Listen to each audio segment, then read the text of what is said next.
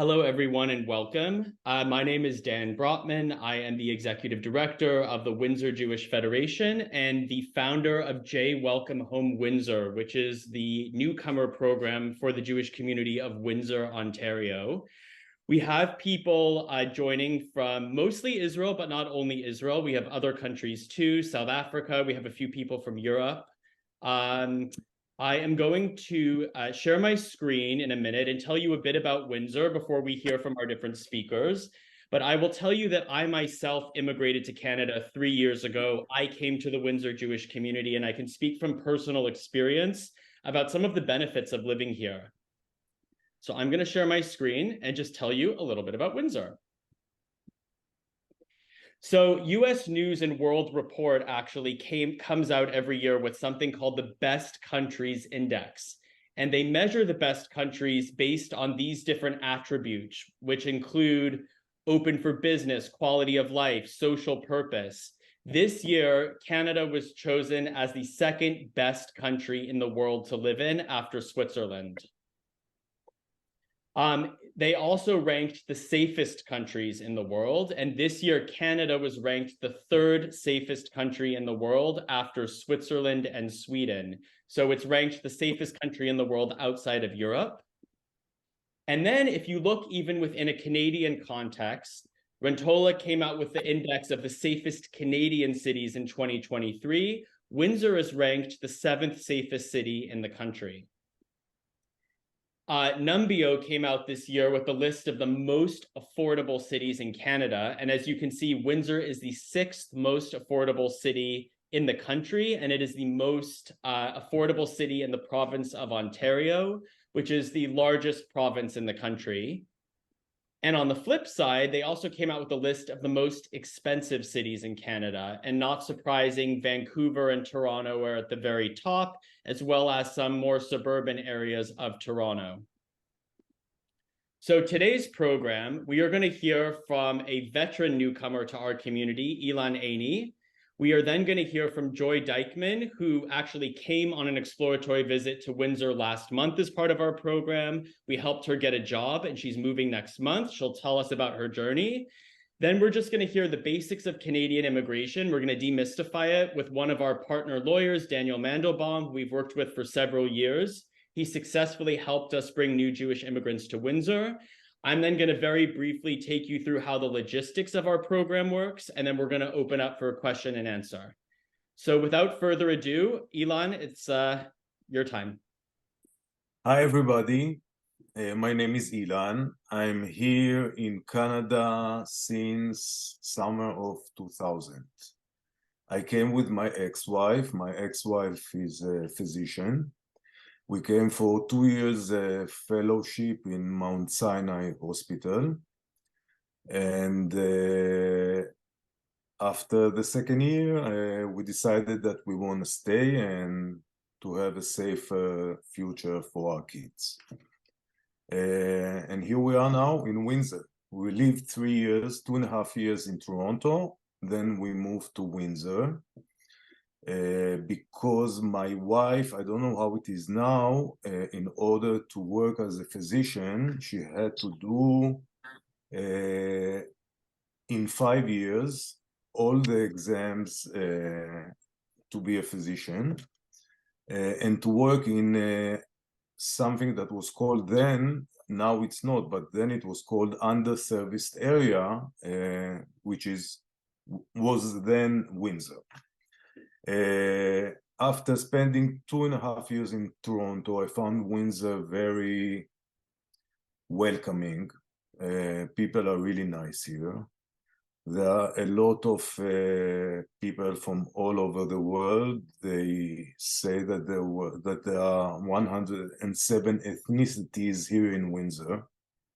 That's good for food and for entertainment.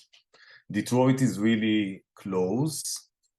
And since it's a smaller community, everybody knows everybody. So if you want to raise kids here, I raised my both kids here, and I'm really happy with the results. It's cheaper. The cost of living is cheaper here. You can afford things that you can't in Toronto, and commuting is so different, because when you live in Toronto in the midtown and you want to go downtown to work, it can take you an hour and a half if you are in a car. Here, very quickly. So you save a lot of time. When we came to Canada, we came with my son. He was then 6 months old. The Jewish community in Toronto really helped us and gave us stuff and supported us along those 2.5 years. I had a visa of a visitor because my wife was on a visa of kind of working and studying visa together, a mixture. And I took care of my both kids that are now in university. I went to school there, to something that is called Humber College, and I took video editing and sound. And when I came to Windsor, I volunteered for 17 years in Windsor University. There is a radio station there, a really cool one. It's called CGM Radio. And I raised my kids and I worked. Any questions? Well, actually, Ilan, so just we're going to do general questions at the end, but I just have a couple of questions for you. Oh, go ahead. So you're actually assisting us now with our newcomer program as a volunteer. Can you tell us a bit about what you're assisting with? Yeah, I am a realtor here in Windsor, and I help people find homes. Whoever comes is welcome. I will be more than happy to help. If you buy or rent in Windsor, you don't pay me or anyone nothing. The seller or the people that rent the property pay. So I'll be really happy to help each one of you to find a home. Actually, I'm helping now a family that came to Canada a month ago, and we're looking for a place for them. And Ilan, another question is, if you were going back in time and you were going to move again, would you still have chosen Canada or would you have chosen a different country, and why? So I traveled around the world. I came here for 2 years. I had a business in Tel Aviv. I had a small music store in Tel Aviv. I was really happy, and I was going back and forth to Israel. But Canada is very welcoming, very user-friendly. You have to follow the rules and to do what you're supposed to do, no shortcuts. Be good and the system will be good to you. And of course, pay your taxes. Thank you, Ilan. We're going to do general questions at the end, but we have a pretty full program to go through. So Ilan is someone who came several decades ago. Now we're going to hear from someone who's actually moving, in a month, and who officially came through our program. So Joy, over to you. Tell us where you are, why is it dark, and tell us about your journey with our program. And so it's dark because I live in South Africa and load shedding, which means that we have power cuts throughout the day, is our norm. So I have no power and everything is really just like, rechargeable light at the moment. So if it cuts off or the connection is bad, I apologize in advance. But that is the beautiful South Africa that we live in. So my story really is, it started it's been this year of working with the Joy Welcome Home program. And prior to that, I tried to navigate, moving or looking into Canada and exploring Canada on my own, and was pretty unsuccessful with that. And I have friends that have been living in Windsor now for over a year, and they'd introduced me obviously to Dan into the Joy Welcome Home program, and I attended the exact same Zoom that we're on now, where they were the speakers and telling about their story. And from there on, I'd, obviously made connections with Dan and with Daniel, and it started the process through the program of moving to Windsor and exploring all the options. And we'd worked through sort of the legalities of whether or not I could actually, obtain a work visa for Canada. And the process there really just kickstarted from there on. And I then in parallel worked with one of the job coaches through the program to help me sort of become accustomed to how the Canadian employment system works and how things have to be set up from that perspective, so that we could eventually start sending my CV out and looking for opportunities and networking with a variety of people. And then we had planned an exploratory visit, which was really, really, really incredible. And I remember on the Zoom, actually, Dan, you had said, you know, if you're going to immigrate, no matter where you're immigrating to, you have to know your why. And that why has to be so strong, because there will be doubts and there will be moments where you're like, what am I doing? And it's a lot of money to explore and to invest in this opportunity. And you really, really do have to know your why in order to move forward and to overcome, you know, those like little demons and challenges along the way. So I think the exploratory visit really cemented things for me. I could picture where I would be living. Hopefully at that point, I hadn't had a job offer, but I could visualize the place, I could visualize the people, the community, and it was an incredible, incredible week. So Dan had set up an entire program for the week that I was there, along with another person who had joined from a different country.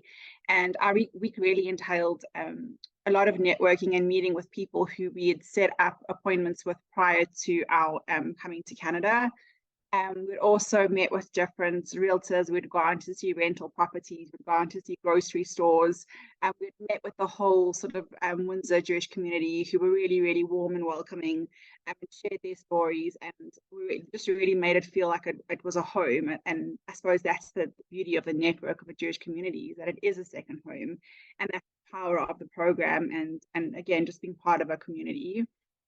We've met obviously professionals in the various fields that we were related to, and then just enjoyed Windsor. If you meet Dan, he'll take you to Detroit because it's like his second home. So it was a really, really powerful week, and I absolutely loved it. And for my own sanity, I'd said, okay, well, if I'm coming all the way to Canada, I have to go to Toronto and visit and see what that's like.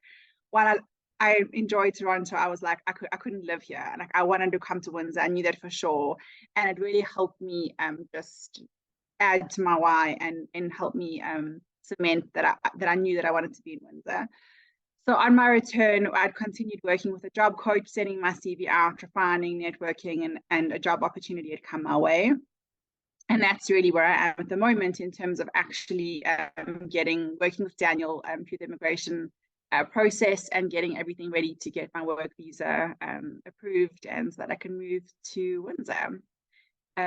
So that's really, I suppose, the timeline of my story and how it all unfolded.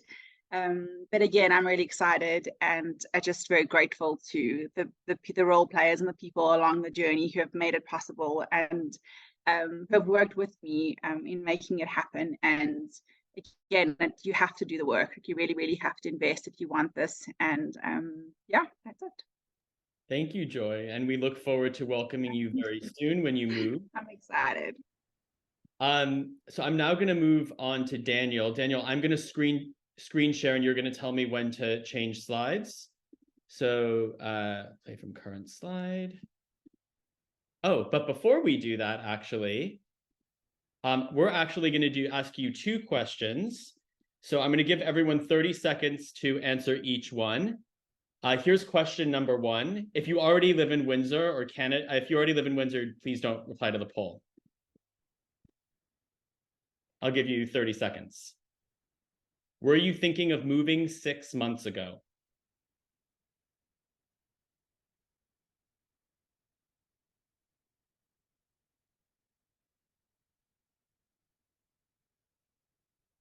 Okay, we're just waiting for a few more people to respond.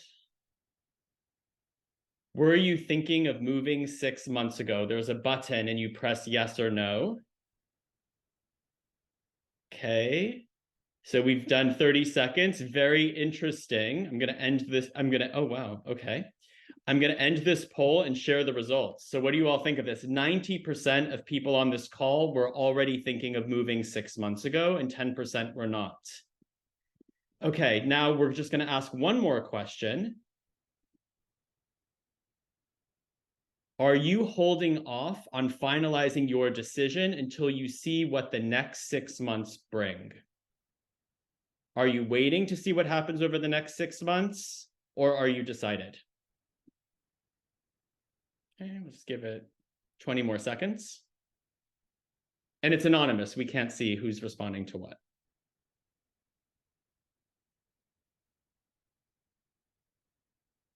Very interesting. Okie dokie. So I'm going to end the poll. I'm going to share the results. So 79% of people on this call say that they are not waiting to see what happens over the next 6 months. They've made their decision. So it sounds like we have a pretty decisive group with us today. Okay, Daniel, I'm going to hand it over to you. Thank you, Dan. I really appreciate it. Thank you, Ilan and Joy as well for your comments. I'm going to pick up off of what some of the things that you mentioned, both of you mentioned earlier. But just to very quickly introduce myself to the audience, I'm an immigration lawyer. My firm is based in Toronto, and my firm assists clients from all over the world with obtaining temporary work permits and permanent residency for Canada and the United States. And I will be more than happy to describe the immigration process, how it looks for Canada, in the typical journey. Dan, if you want to flip to the next slide. What I found really interesting about Ilan's comments before and then Joy's comments is that I don't think much has really changed in 20 years in terms of how an individual who comes to Canada as a skilled worker ultimately settles here. I was asked by Dan Brotman before for a publication about what makes someone a good immigrant for Canada.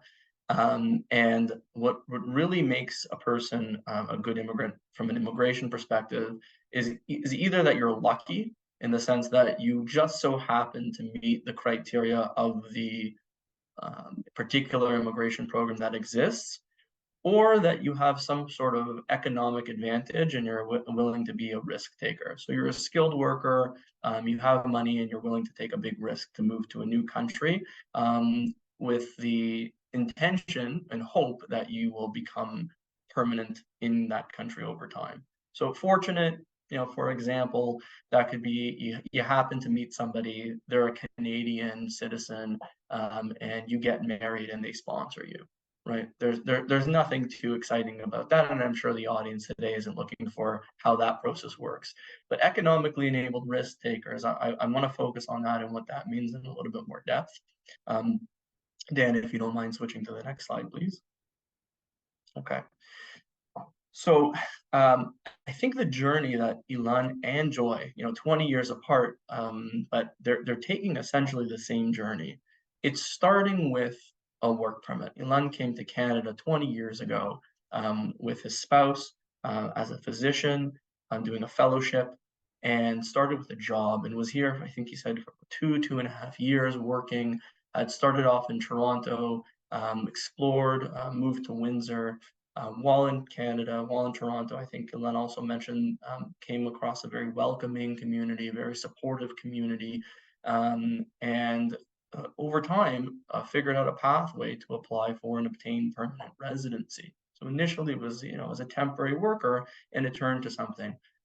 Joy has shared with us today that she's come to Canada first as a visitor, then an exploratory visit, had some difficulty on her own, networked with individuals, came across Dan Brotman, found about the J Welcome Home program, visited Canadian cities, really decided where she wanted to move, and has obtained support from the Jewish community here, the local community, with a plan to immigrate on a long-term basis, again, coming for initially a job. Not much has changed in 20 years. As you can see, the pathway, the journey is very similar. Canada has a fast-track immigration system for skilled workers that follows that pathway. We start with something called a global skills or global talent work permit. That means you start with a job offer. Typically, you get a work permit for a couple of years. And once here and in Canada and working on that work permit, we work towards permanent residency. From there, it takes typically 6 months. And then after that, a person can apply for citizenship. Now, the devil's in the details, as the expression goes. So it sounds really easy to lay out, but questions arise. How do I obtain that initial work permit? How do I get a job offer? How do I then qualify for permanent residency? Okay, and I'll be happy to answer specific questions at the end. But if you want to move to the next slide, I'd be happy to go into this a little bit more. For many individuals on the call, I know that you possess citizenship of Israel, I think South Africa, and a few other countries represented. Dan, I think you asked in advance whether individuals had European Union passports or had the ability to obtain them, for example, through ancestry. Canada has trade agreements with countries all over the world. We have a trade agreement with the European Union. And through that trade agreement, a person who is a professional, a degreed professional who has a few years of work experience and obtains a job offer in a professional occupation in Canada can obtain a work permit far more easily than if that didn't exist. Okay, the typical pathway to obtain a work permit in Canada would require an employer to demonstrate first, before they hire you, that there are no Canadians available for that job. It's a very detailed advertising and recruitment campaign. And not all employers have the stomach to go through with it. On a scale of 1 to 10, in terms of level of difficulty for what I would consider economic immigration projects. So someone coming to Canada who is immigrating as a skilled worker, 1 being very easy, routine walk in the park, versus 10 being very difficult. The labor market test process is to most immigrants and most employers a 10. It's very difficult. We want to try to avoid that whenever possible. And that's what a European Union passport can help you do. You can avoid the process of having an employer having to demonstrate they couldn't find the Canadian first. And there are a number of ways of doing that. Canada has what we call youth mobility agreements. So those are typically with Western countries in the global north, including the European Union countries, a few countries that are outside the European Union, a few countries in South America. But this enables youth who are between the ages of 18 to 35 to apply through something called International Experience Canada for a temporary work permit, either an open permit, what we call working holiday, or something called a young professionals permit. And that would be that you have an employer who's willing to hire you. And it's very simple to obtain a work permit under these programs. They're lottery based, but there's ways of also getting a work permit not through the lottery, through these programs. And an individual who comes on an initial open work permit can work for any employer in Canada, assuming that you are from a country with such an agreement and you fall into that 18 to 35 age category. Or you may strategically come, maybe there's a shortage of spots available in the open category. So you come strategically instead on an employer-specific permit. An employer-specific permit doesn't mean the employer had to prove a labor shortage. It just means that you can only work for that employer in whatever occupation they've hired you in while you're in Canada. And that's often the first step of most immigrants. Come obtain a temporary work permit, either open or employer-specific. Now, if you're not 18 to 35 years old, that doesn't mean there isn't an opportunity. Canada has free trade agreements with countries, as I mentioned before, where if you're a degreed professional and you get a job offer from a company in Canada, you can get a work permit under that trade agreement. It's fairly straightforward to get a work permit under the trade agreement. The employer, with usually the assistance of a lawyer, will register the job offer with the immigration department. You will then come to Canada with a package of documents proving your qualifications and the job offer. And when you land at the first airport in Canada, for example, you fly into Toronto Pearson Airport, even for a job in Windsor, you typically would take an international flight to Toronto and then make your way to Windsor. You would present the application package at the airport to the officers.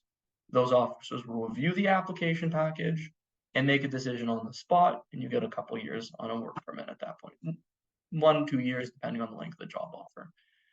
Now, it's really important that you come to Canada first on a work permit and acquire work experience, because qualifying for skilled immigration from outside of Canada without Canadian work experience is exceptionally difficult, right?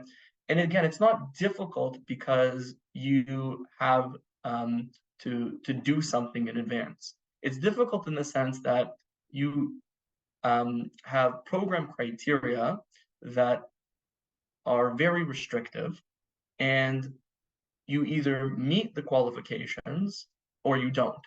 And the vast majority of candidates do not. For example, right? If you happen to have multiple post-secondary degrees, being fluent in English or French or both, you have at least 3 years of professional work experience, you're under the age of 30, you have maybe a sibling who's in Canada, and you have a minimum of $30,000 for a move to Canada, it's possible. You might hear what I just said and say, oh yeah, I meet all those criteria. I can immigrate right now as a skilled immigrant. Yeah, that would be the profile of a person who might be able to qualify to apply for immigration in advance. The vast majority of people that I meet don't meet those criteria. I typically call those clients unicorns, because they seem to exist only in stories and fiction, but not in actuality. What often needs to happen is we need to develop some sort of tie to Canada for them. They don't happen to meet all those criteria. And so a lot of the times individuals will come to Canada and either come through employment, or they'll come to Canada and they'll study in Canada, acquire a Canadian degree or diploma, and then work in Canada for a period of time. And once they've acquired the necessary work experience in Canada, perhaps also a Canadian degree, then that individual may become competitive for our immigration system. You'll see that I've mentioned in a bullet point, express entry is a competition-based system on certain predetermined factors. And I've tried to illustrate what those factors are. Your age, your education, your language ability, your work experience, and ties to Canada, including having a relative, having studied in Canada, or having a job offer and work experience in Canada, right? But the competition is becoming very, very fierce, right? In the sense that there is a very high demand. So a lot of individuals are expressing interest who meet the minimum qualifications, but very few are actually receiving invitations. Having work experience in Canada makes you more competitive. It's what'll make you stand out, and you'll acquire the points that are necessary for you to receive an invitation to apply for permanent residency.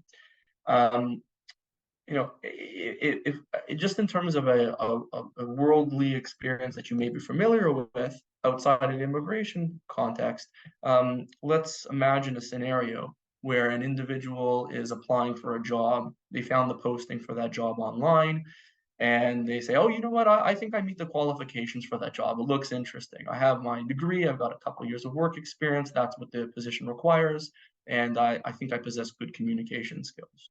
So you submit your resume for the job, right? Now let's take a look at what the employer's received. The employer is hiring for one position. The employer goes through a list of resumes. They've received 200 resumes for the job. Half of the people who've submitted resumes, they don't qualify. They don't meet one of the minimum qualifications in the job posting. But let's say the other half do, right? There's one job available. The employer is not going to interview 100 people. As you probably can all agree, the employer is going to figure out some way of maybe selecting 5 resumes that stand out and interview those candidates. And then from that, there's a competition where the top candidates will actually maybe get a job offer. And hopefully they'll accept and start working for that employer. That's kind of like what immigration to Canada as a skilled worker looks like. A lot of people appear to meet the qualifications of immigration, and they can submit their profile or submit their resume to the government of Canada. But the government of Canada only selects the top ranked candidates to apply. That's like an employer who's only selected the top candidates for a job interview. And you need to figure out a way to make your profile stand out. how do you get selected by the immigration department? There are strategies, and one of those strategies is obtaining a temporary work permit. Another one may be to study, and and that's really where I talk about economically enabled risk takers. These are individuals who come initially, who've had an exploratory visit, who are fortunate to have the economic means to be able to take that trip to Canada, who have networked in Canada, who have they're fortunate in the sense that they have a passport from a European country that makes things a lot easier. They happen to have the right occupation and job offer available to them. And then they're willing to come and work in Canada on a temporary work permit for 1 or 2 years and then apply for permanent immigration. And the reason why that's risk-taking is when you come as a temporary worker, it's temporary, right? There's no guarantee you're going to get permanent residency. You're competing. And you're not even competing for permanent residency based on the candidate profiles of today. You're competing on the basis of what may be a competitive candidate a year from now, after you've already worked in Canada for a year or 2 years. So you're taking a risk. Dan and I have talked about this quite a bit in the past. What I see from individuals who are willing to take a risk is that you need both what I would say push factors, things that are pushing you from where you are right now, and then pull factors. And that's where you've decided, as Joy mentioned before, that this is the place you want to live. All right. So I have nothing further to add other than I see a lot of great questions coming in. I'll be happy to answer them as we go. But maybe Dan, I don't know if there's anything you wanted me to highlight or discuss it further. So I actually have two questions for you. The first question is, what's the biggest mistake you see people make while they're navigating the immigration process? Biggest mistake. Or maybe relating back to scams that people are susceptible to. Oh, I see. Yeah, I think not planning properly from the beginning, right? And that comes with so I think there is a lot more foreign consultants, for example, selling programs like the Startup Visa program out there than there are actually people being admitted to Canada. A lot of individuals do fall for scams by hiring foreign consultants.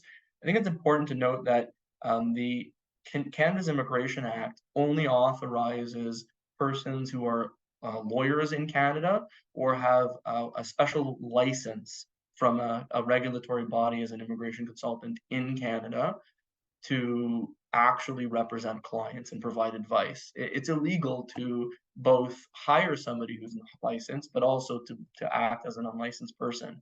And I have a lot of inquiries from individuals that have made the unfortunate mistake of hiring somebody who wasn't a licensed professional. And it can be very difficult because in a lot of countries, you don't necessarily need an immigration consultant to have a license from Canada. Canada's immigration system is exceptionally complex. It is also very rigid.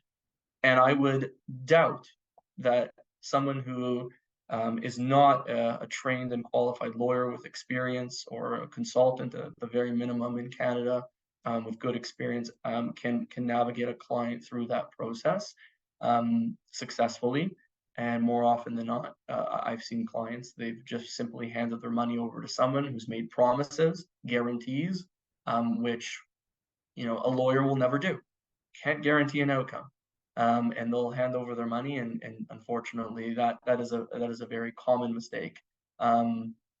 The flip side of that, Dan, is actually individuals who try to do something on their own, and I liken that to a situation of trying to do a house renovation. If I needed to renovate my kitchen, for example, I know that I would absolutely destroy everything in the kitchen. Nothing would get fixed, and I wouldn't have much of a kitchen left when it's finished because I simply don't possess those skills. Recognizing that immigration is a very technical process. Look, I went through university, 4-year bachelor's degree, 3 years of law school, another year of a master's degree in law, a year of supervised training, and now 10 years of legal practice to be able to get to where I am, where I can confidently advise clients. And I'm constantly learning new things. right? 20 years in practice, right? To figure out all the options on your own, to execute that kind of strategy on your own, you're probably going to end up with, like in the kitchen analogy, water squirting here, electrocuted over there. It's just not something that I would recommend someone try on their own. It's very difficult, and I think Ilan and Joy have emphasized the importance of having support, and really not trying to go it on your own, but finding the right support. In the end, you'll probably save quite a bit. I think you'll be here faster, better opportunities from that, and I think you'll be better off in the long run. It's an investment, obviously, but I think it's a smart investment to make. And Daniel, one last question. There are some people that are saying, I'm thinking of immigrating to Canada. I don't know if I should put it off a year or two, see if things change. What advice do you give to people who are thinking about it, but don't know if they should start the process now or wait a couple of years? Well, look, in 20 years, the general idea of immigration hasn't really changed, right? Ilan, his pathway with his family, Joy, her pathway, and for the individuals we've helped, it looks very similar. What I would say, though, is the access to Canada and the competition over the last few years has really, so the access has become more limited and the competition has really increased. That is a noticeable change in my 10 years of over 10 years of practice. The number one rule in immigration is when you qualify now, you apply now. The programs can change, and I have seen this happen over and over again to individuals who waited, and an opportunity that was available suddenly wasn't available in the future because of that other part of the equation, which is the fortune. The government changes our program criteria all the time, and so when we develop a plan for somebody, it's a good plan for today. Doesn't mean that plan's going to exist in 1 or 2 years. But also, if we take a step back from the technical discussion, there are people around the world right now who are desperate and will do absolutely anything to move. You have to be hungrier than that. And I don't mean that facetiously, right? Their desire to move to Canada is so extreme that as soon as they find that opportunity, they will. We think Canada brings in a lot of immigrants relative to our population, and that may be the case. Our immigration target's 500,000 permanent residents a year. We have over 1.2 million international temporary workers and temporary students in the country. Obviously, not all of them are going to become immigrants to Canada.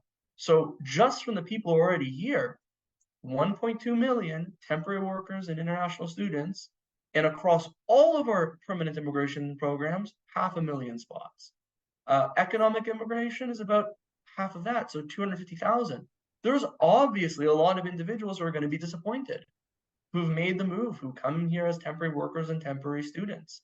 And so the individuals who do make it through, they are really excited about making it through as soon as possible. They'll take the risk, they understand that it's a risk, and they'll keep trying and keep trying. And waiting 1 or 2 years, I just see the trends continuing in the direction of more competition, higher demand, and given current or economic trends in the country and shifting attitudes about immigration, I wouldn't be surprised if that immigration levels target drops, and competition still remains quite high. That would be a prediction for the next couple of years. Thank you so much, Daniel. And again, we're going to open it up for questions after my section now. So I'm going to just tell you, first of all, we basically have 3 principles for our program. The first one, and I want to reiterate what Daniel just said, that demand to immigrate to Canada is very, very high. You have to want it more than others, which means you're going to have to invest time and you're going to have to invest money. In the Valkazem Magiali, so many people around the world want to immigrate to Canada. So you really have to want it more than them.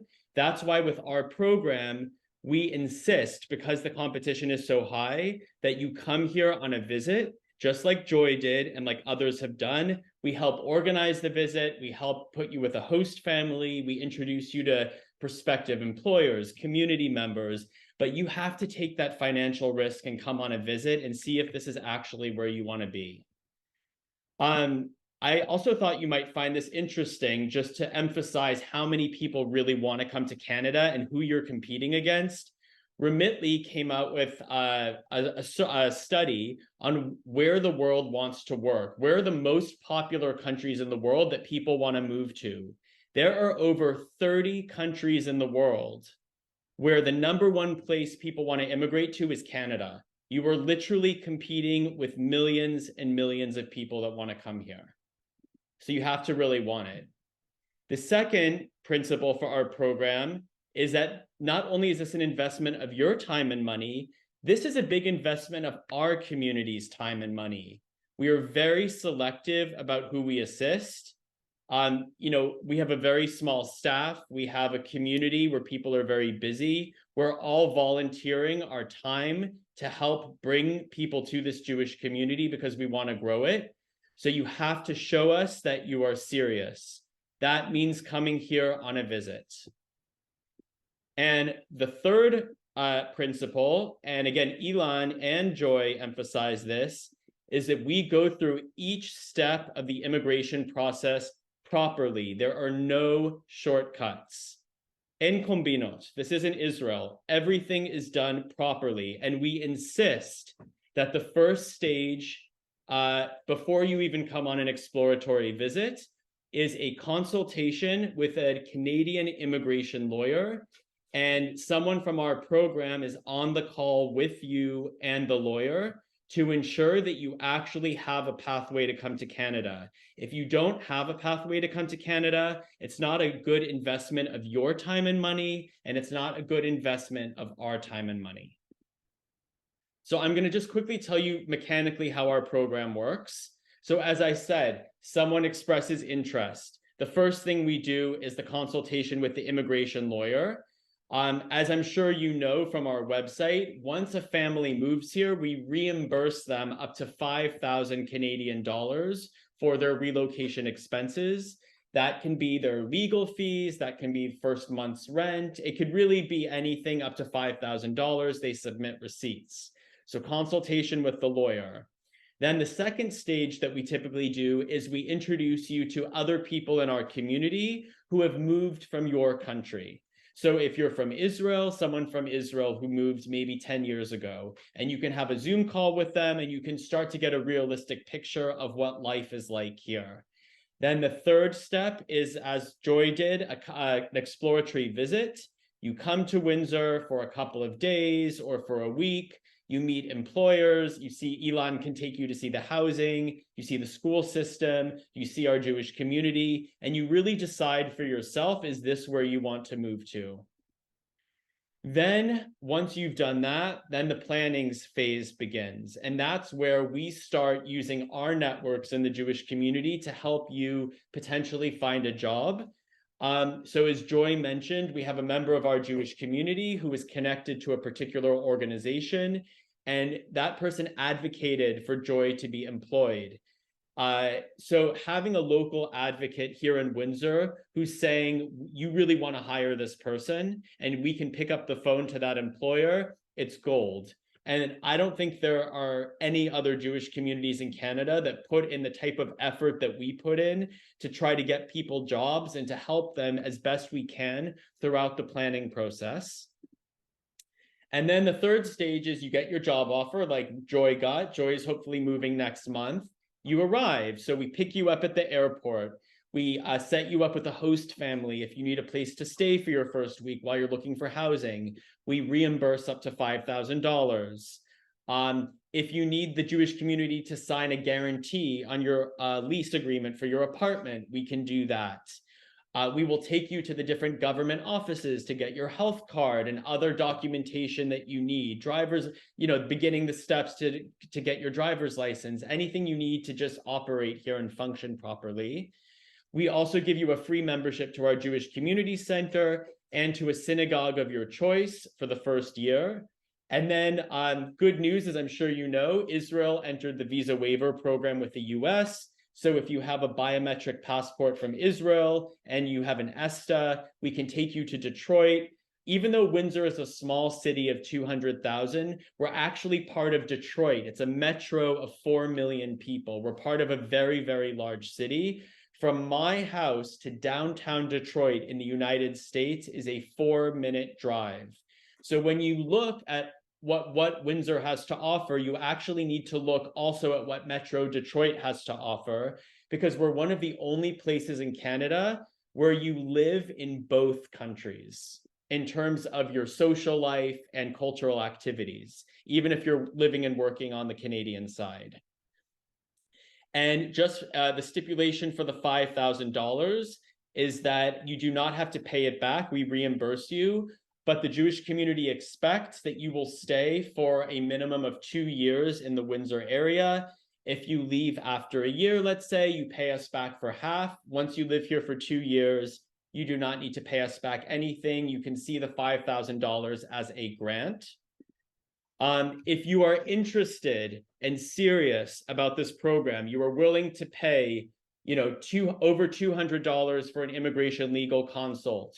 You are open to coming here on an exploratory visit, and you are serious and you are willing to compete with the millions of people that want to come to Canada, you can send me an email, dan@jewishwindsor.org. You can also go onto the J Welcome Home website and you can fill out the form.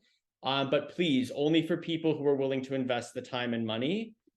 And we now have 10 minutes, so I'm going to stop screen sharing. If people want to raise their hand, you could do it physically or you could press a button for questions. And then I'll call on you. You can unmute yourself, say who you are, where you're from, and then you can direct your question to me, Daniel, Ilan, Joy, or general questions. So I'm just seeing, did anyone raise their hand?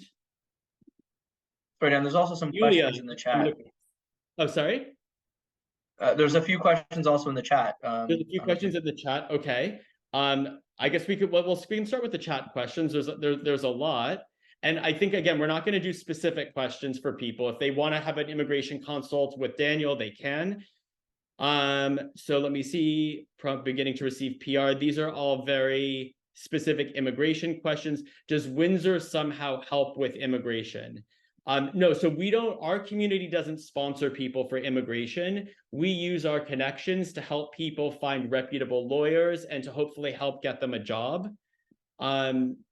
I also see, so I think these are a lot of specific questions. I want to go to Yulia, who's actually raised her hand. Yulia, can you please unmute yourself? Who are you? Where do you live? And your question. Hi, nice to meet you. So we are now in Canada with a student visa, and we are looking for ways to acquire a PR. So actually, I think my question is pretty to our situation, but can you help with receiving a working visa in Windsor, like with the employers in Windsor, or just we need to have an European passport in order to have a working visa and extend our stay in Canada?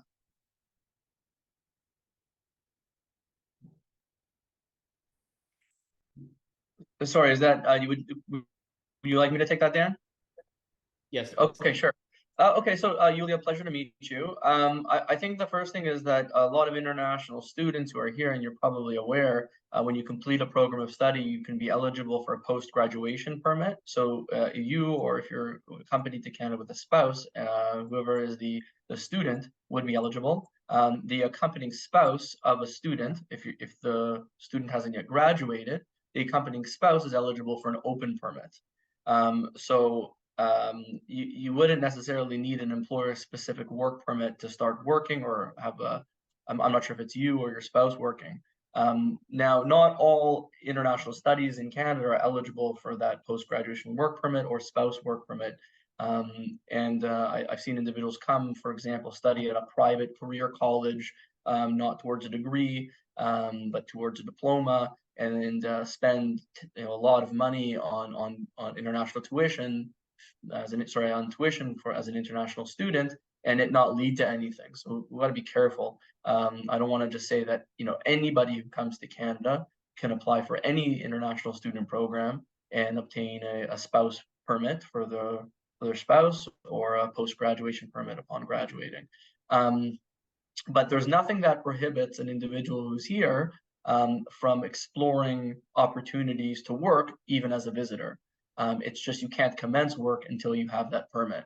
So even in a situation where somebody is in Canada and they, for whatever reason, or their spouse does not qualify for a spouse visa, we would have to do a review, a preliminary assessment to see what type of work authorization they may qualify for. You don't necessarily need a European Union passport. For example, somebody who has a history of working for not-for-profit organizations, looks for a job with a charity, and can get a charitable work permit that doesn't require a labor market test. And there's you know, hundreds of different options. It's just impossible to name them all here. I've just, through mentioning the European Union and having a European passport, tried to give, you know, to a very broad general audience an idea of what options might be available. And as Daniel mentioned, people are welcome to come to Canada and visit and see what work opportunities are possible. They just can't commence work here. We actually have two people who came during the war just to see Canada, to see what our community is like. They're on this call. If they want to unmute themselves and just quickly say what are their impressions. I mean, you've met our community. If they want to reveal themselves to say hi. Hi, everybody. My name is Dan. I arrived Windsor 1 month ago. A lot of been said in this presentation. I just can add that from my experience, you need to be committed to your decision that you are moving here. Stand behind it, because if you hesitate, you make a lot of mistakes. You might lose your options. And also, from the other hand, when you have a fast decision without any planning, you also might have a mistake. So Dan was there for me with the Jewish community, who helped me to plan all the immigration and help me according to my needs. So yeah, that's generally speaking. We have a second visitor who came to see it. Do they want to reveal themselves? Yeah, for sure. So, hey guys, my name is Udi. We are here at Canada for 5 weeks now. Actually, we are Toronto. We are the family friends. And we just spoke with Dan like less than 2 weeks ago. We found out about the program. And we just went there for the weekend to see how is everything. We meet with Dan. We actually also met with the lawyer. We met with Ilan. I was with Ilan half a day. We drove around the city. Guys, it cannot be done alone. Okay, we are here. We really understand how hard it is. It cannot be done alone. You have to understand. A lot of people will tell you a lot of things, and you will hear a lot of rumors. Everything has to be clean, and it's not possible without help. You're just going to have to trust someone that let him lead you in the right way. And we met Dan actually, and we think sorry, Dan, I know that you are here, but it looks like you really care. Okay, there is one thing to do your job, and there is other thing to care about the people who you work for. And we actually felt that seriously in that morning. And 2 days later, we were actually there. So we've been there for the weekend. It looked like a really nice place. Actually, Ilan already found us a place to be, but we're waiting for the lawyer. But again, guys, I think the only advice after 6 weeks, I think, here is you have to trust someone, and you have to let someone help you and lead you through it, because it cannot be done alone. That's all, I think. Thank you, Udi. Gilat, do you want to just unmute yourself? Where are you from? And your question? Yes, hi, me. Okay. I'm from Israel. I live in the Galil. My question is about digital nomad. Is that an option? Can I come like that and stay? and to check my options, if that's an option, what I do it with you or Ilan, work-wise. I do have experience living in America for a year. I lived in New Hampshire, and yeah, and I'm thinking about it. Thanks, Gillette, for your question. So Canada doesn't have a specific work permit or permanent residency direct pathway for a digital nomad. What it really is a strategy. Earlier this summer, the immigration minister announced at a major tech conference in Toronto, Collision, that they had a digital nomad strategy. And what he really was doing was repeating existing programs that existed that lawyers had been executing for years. So an individual, like, for example, an Israeli comes to Canada as a visitor. That person who is working remotely for employers outside of Canada can continue to work remotely for those employers outside of Canada while here as a visitor. That's nothing new, right?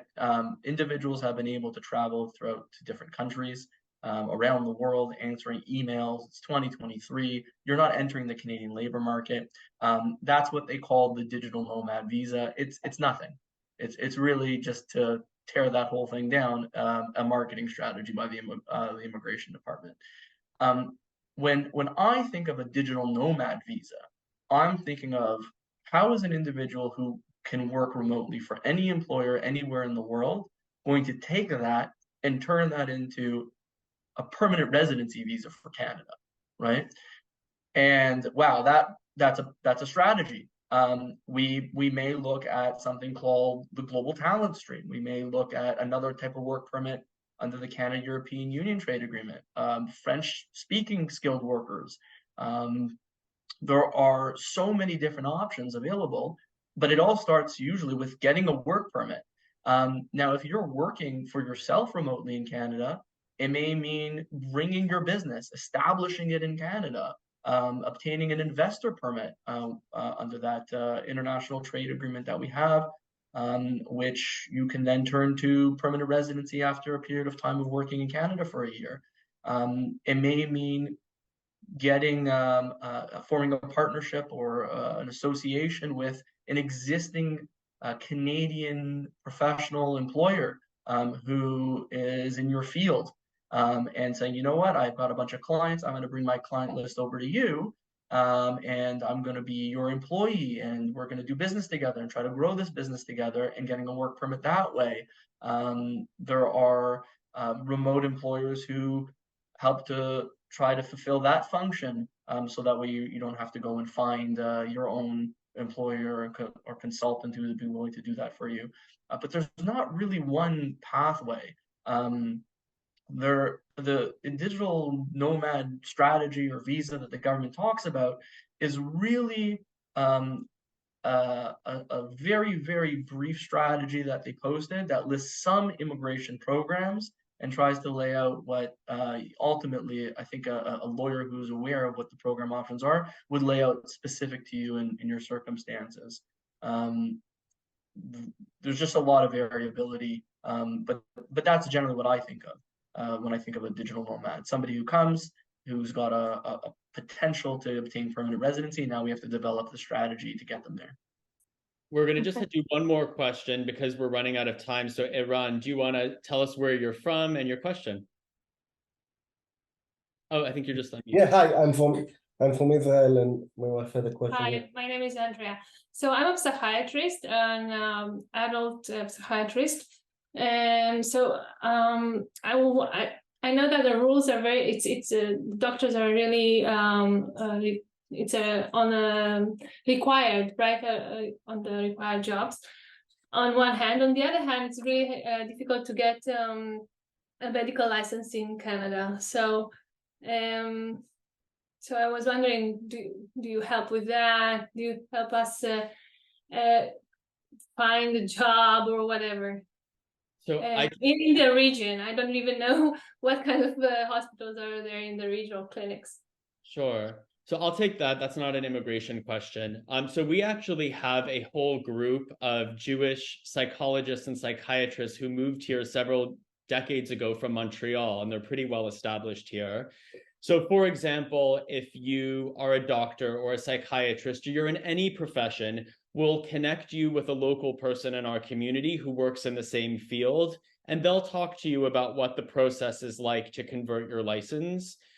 We don't have all the answers, we have the connections. So chances are, if you work in a particular field, we know someone here who works in your field and we'll connect you with them. Just because we are out of time, thank you so much, everyone, for coming. I did give my email address, jwelcomehomewindsor.com. You can fill out the form, but please really reflect on if you're serious. Are you willing to come here on a visit? And are you willing to spend the money and to go through the pain to get to Canada? If you are, we want to help you. So thank you, everyone, and hopefully looking forward to seeing you in Windsor.